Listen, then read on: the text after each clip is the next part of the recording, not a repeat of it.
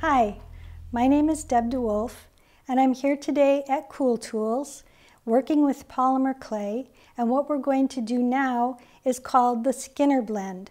It's a very well-known technique to polymer clay artists, and it's used in many different ways. Okay, so the next thing we're going to talk about is the Skinner blend.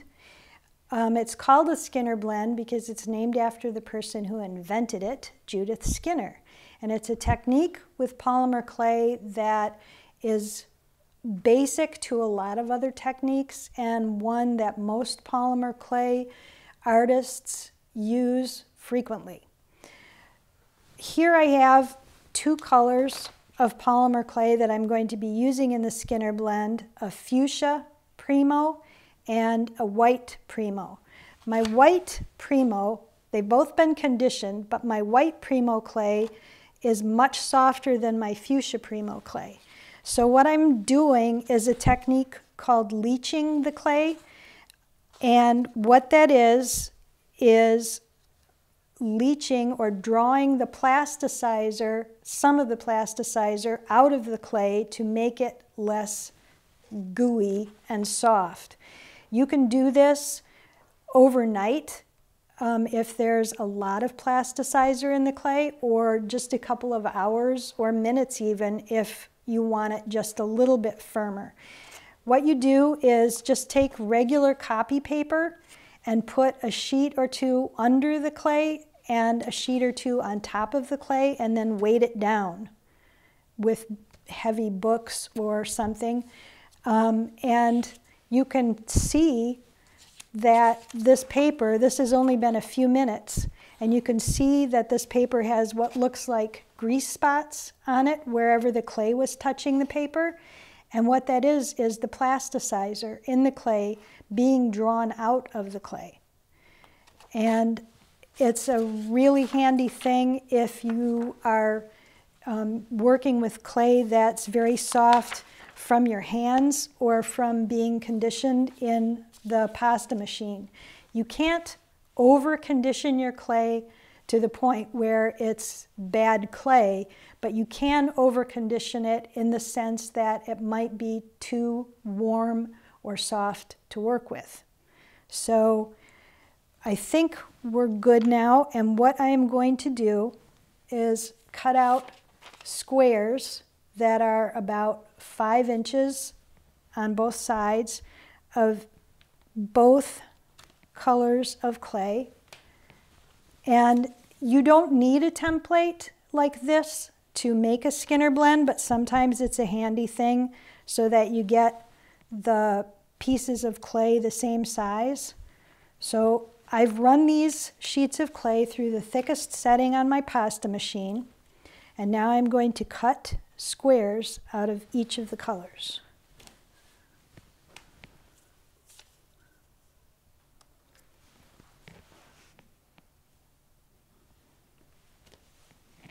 It doesn't have to be terribly exact, but now I have a square of white, and now I'm going to cut a square of the fuchsia.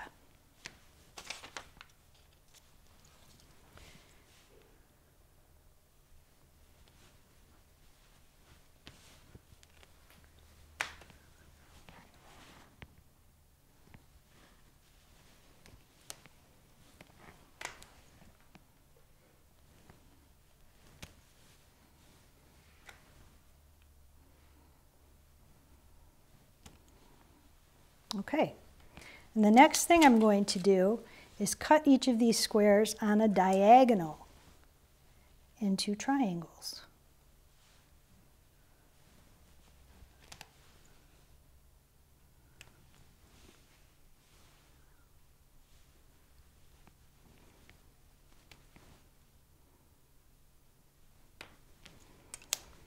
And I'm going to lay the triangles, same color, on top of each other.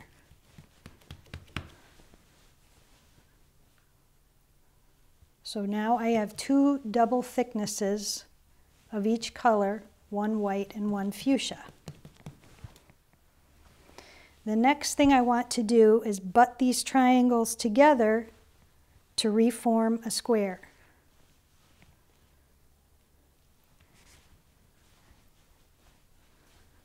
And you want to butt the edges together as tightly as possible.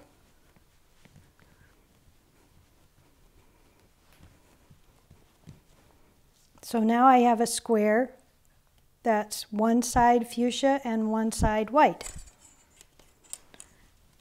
And I want to pull these up carefully off of my work surface, making sure they still stay together.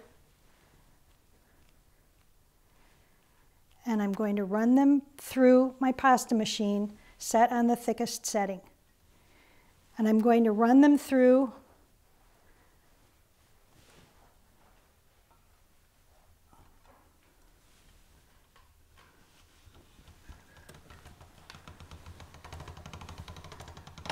once, and here's what you have. Now, when you make a Skinner blend, you're going to run it through, fold it, and run it through again. Keep on running it through and folding and running it through and folding. But you always want to run it through the same way you did the first time.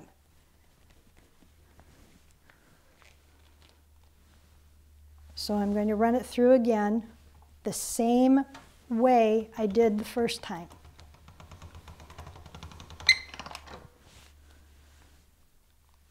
Fold,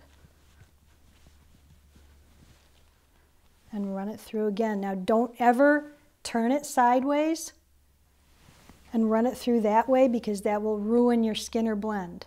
So that's what I mean by folding it and running it through the same way each time. Fold and run it through. What a Skinner blend is, and here are some examples. When I folded it and run it through probably about 35 times, it will blend in the middle, so you have one color on one side and the other color on the other side, and in between it's blended according to the amount of clay that's in that portion of the blend.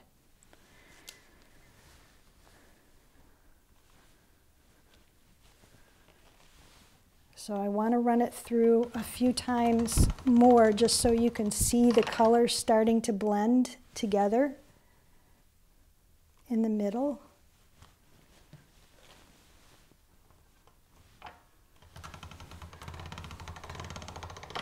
And I think you can start to see the white and the pink blending together in the center here.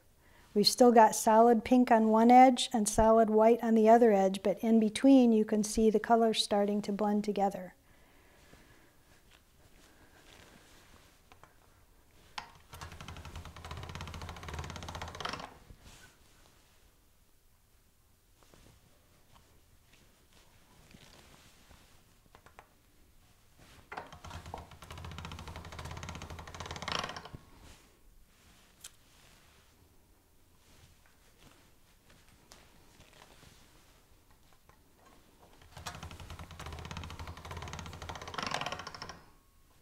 This is almost finished now. I can see that there's a little bit more blending that needs to be done on the edges, but we're almost there.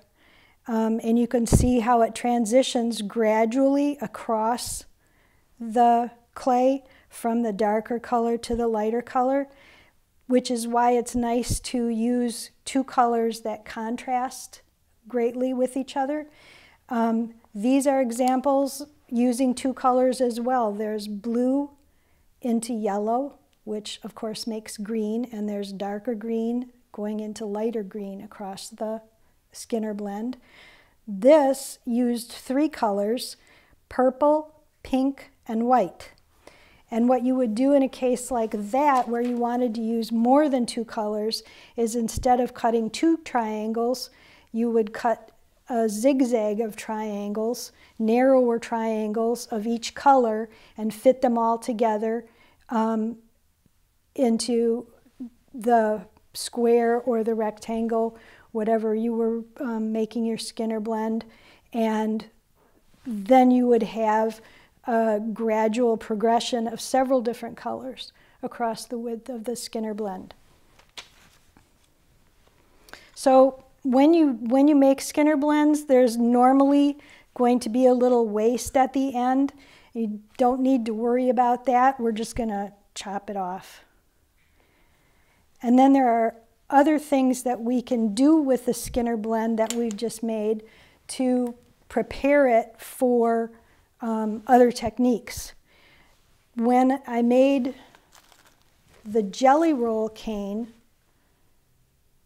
I lengthened it, and I'll show you how I did that, and rolled it up. So we're going to cut this Skinner blend in half and save half of it for later. And what we're going to do with this half is fold it so that we're keeping colors to colors. So we're keeping the pinks with the pinks and the whites with the whites. And we're going to fold it in half lengthwise like that. So now we have two of the widest thickness from our pasta machine together, so that when we put it through on the widest setting again, it's going to make it much longer. And what I will do in this case is, while I'm running it through and cranking the handle with one hand, I'm going to keep my finger up against the clay with my other hand, which will keep it this same width. Otherwise, it would have a tendency to spread and widen. So I'm going to run it through and keep my finger right next to it so that it stays this same width. And now we have a longer piece of Skinner blend. And what I can do is run this through on narrower settings. I'm going down one. It will make it not as thick,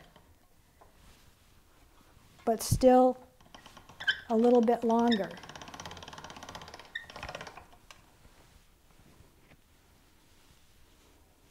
And we're going to do something with that. And you can also, if this is too wide, say you want to make a pendant that's light pink on one end and dark pink on the other end, but your pendant is only about 2 inches, then you have to make this narrower. What we're going to do with this half of the Skinner blend is what we call making a plug. And we start by teasing up one edge that's across the width of the Skinner blend and rolling it, making sure we don't trap any air in the center of the roll.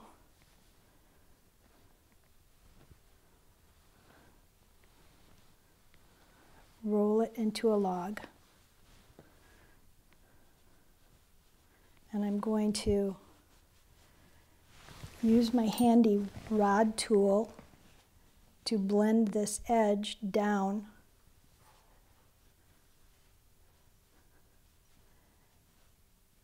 so that we don't have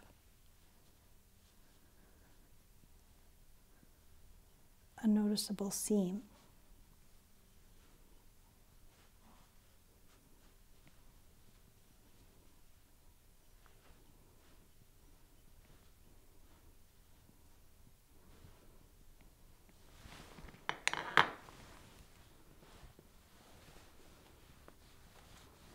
Okay, so now we have a log of clay that's the width of the Skinner blend that we made, and we're going to reduce it widthwise. And what we can do is push it in with our hands and roll it moving our hands from the outside to the inside. Usually when you roll a log of clay, you move from the center outward to make it longer. But in this case, we're making this log shorter, so we're going to move our hands in towards the center of the clay as we roll. And then push in with our hands again. The white clay being much softer than the pink clay, this is going to move much faster. So we're going to try to keep the white clay from moving quite as fast as the pink and work more on the pink than the white.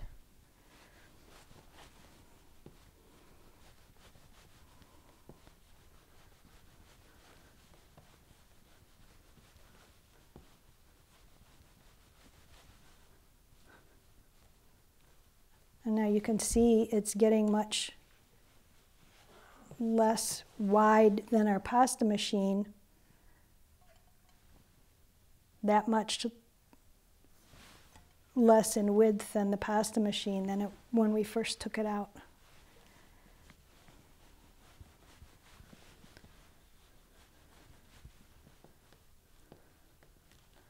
I'm pushing in towards the center, and I'm pushing the pink one more than the white one because the pink isn't moving quite as fast as the white clay because the white clay is softer. This is what I'm trying to get to with this. This was a Skinner blend as wide as my pasta machine, and I rolled it into what we're doing right here until it was this width, and then I flattened it and sent it through the pasta machine to flatten it out and make it this width, almost like a ribbon of clay that we're going to be using in another technique.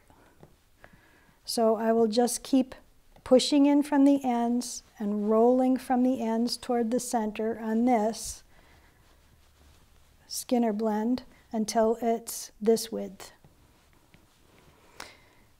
So we're almost there. I think I'm going to be stopping at this point because I can make it a little bit narrower once I've run it through the pasta machine. But now this is what's affectionately referred to as a plug of polymer clay in a Skinner blend. And what we are going to be doing is flattening it out, still keeping it the same width.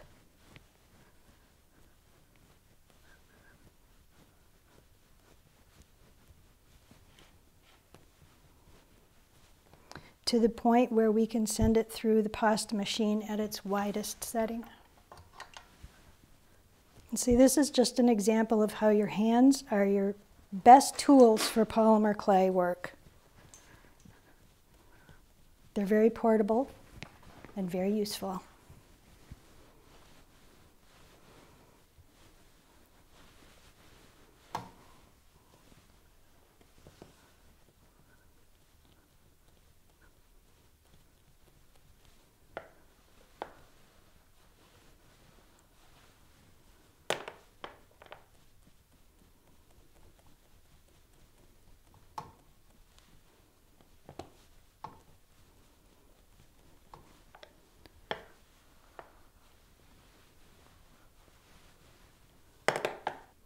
And I'm trying to keep it the same width throughout.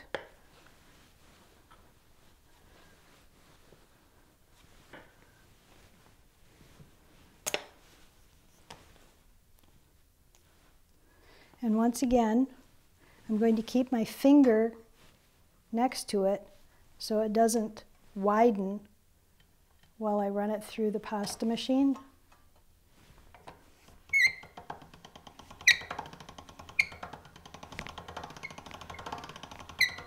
My pasta machine could use a little oil. And there you go.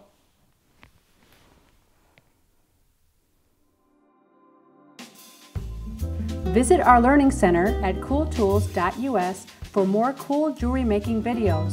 Subscribe to our YouTube channel, like us on Facebook, follow us on Twitter, and be sure to sign up for our email list to be the first to hear about new videos, new products, and other cool stuff from Cool Tools.